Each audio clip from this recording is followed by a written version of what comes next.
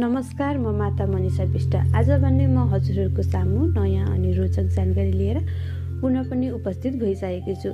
आजको विषयवस्तु रहेको छ बिगार परेमा कस्ता कस्ता संकेतहरू देखा पर्छन् त भन्ने बारे।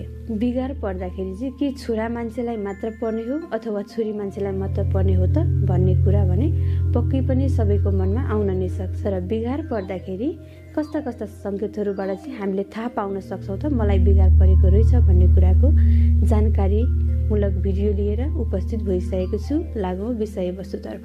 छोरा मान्छेमा बिगार पर्यो भने देखा पर्ने केही लक्षणहरू छन्, जसमा चाहिँ पर्दछन् खान मन नलाग्ने, पेट दुखिरहने, हात गोडा जिउ एकदमै दुख्ने, पेटमा कि कुदेको जस्तो हुने, खानेकुरा खान मन नलाग्ने, हात गोडाहरू सुक्दै जाने, दिशा सम्बन्धी समस्या आउने अथवा दिशा क्लियर नहुने, यी रहेका थिए छोरा मान्छेमा देखा पर्ने लक्षणहरू।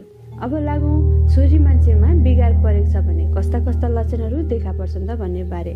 नियमित महिनावारी नहुने अथवा महिनावारीमा चाहिँ गडबडी आइरहन्छ भने, र 2 महिना 3 महिना कसैले त 4 महिनामा पनि महिनावारी हुने गर्नुहुन्छ भने हजुरलाई बिगार परेको कारणले गर्दा हजुरको महिनावारीमा गडबड भइरहेको पो छ कि भन्ने कुरा जानकारी लिन सक्नुहुन्छ।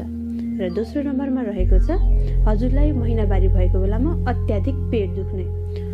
अरू बेला पनि नर्मल पेट भने दुखिरहेको हुन्छ, तर पनि महिनावारी भएको बेलामा तल्लो पेट अत्याधिक दुख्छ भने यो पनि बिगारको लक्षण हुन सक्छ।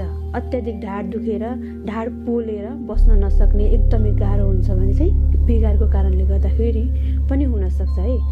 र हजुरको हात खुट्टा जिउ एकदमै दुख्ने पोल्ने भइरहन्छ भने यो पनि बिगारकै लक्षण हो।